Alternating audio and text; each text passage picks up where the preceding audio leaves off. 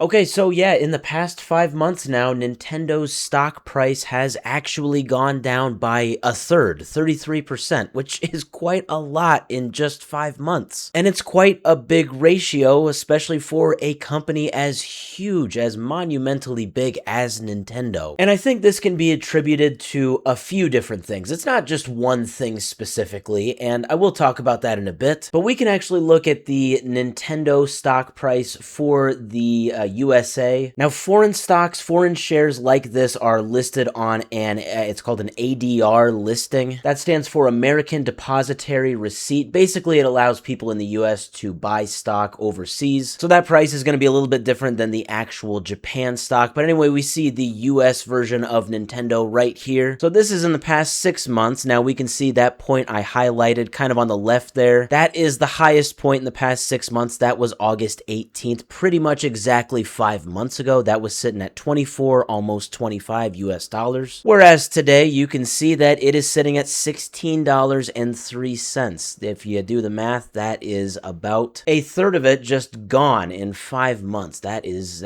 a lot, definitely. And about the same can be said for the Japanese stock for the Nintendo company we see right here. The highest point in the past 6 months for them was also on August 18th, and that sat at about 14,500 yen, whereas now it looks like at the top you can see there it's sitting at about 10,000, 11,000 yen. So yes, that also went down by about a third. Now, does this mean that it's over for Nintendo? No, not by a long shot, but yeah, I mean, obviously it's generally not a good thing for the stock price to go down, especially by that much in such little amount of time. So why did this happen? Could be for a few different reasons, and of course we have to think about why was the stock so high 5 months ago. Now, this right here is from Video Games Chronicle. They're talking about it. They say, while the reasons for a company's rise or fall in share price can only ever be speculated, it appears likely that the record high in August 2025 was due to Switch 2 smashing sales records in Japan and in the US following its June 2025 release. Yeah, that's kind of an obvious one. The Switch 2 came out June 5th, so yeah, obviously a month later you can only imagine that things would be very optimistic with all of the sales it had. That's why it was so high. Now, why it dropped, it said in the second paragraph there, the subsequent drop can likely be attributed to such factors as a slowing of Switch 2 sales over Christmas, albeit still comfortably outselling its predecessor at this stage, and a lack of a quote-unquote killer app or like a hit game 6 months into the console's life. Now, I do want to point this out. I made a video on this actually about a week or two ago. It said in that last paragraph there that the Switch 2 has still comfortably outsold the Switch 1 at this stage. I think they're just talking about like this far along as far as months go, but one thing to keep in mind, and this is what I made the video about, the actual holiday season for the Switch 2 actually saw a pretty good decrease in sales. It was not good, so that could actually be also part of this drop. Another thing the article mentions, kind of the other very big thing, is the rise in RAM prices. That is obviously going to make things not as optimistic for really any company that's going to utilize RAM a lot. It's going to cost more to make their product, so yeah, things might not be as good in the future. For now though, Nintendo,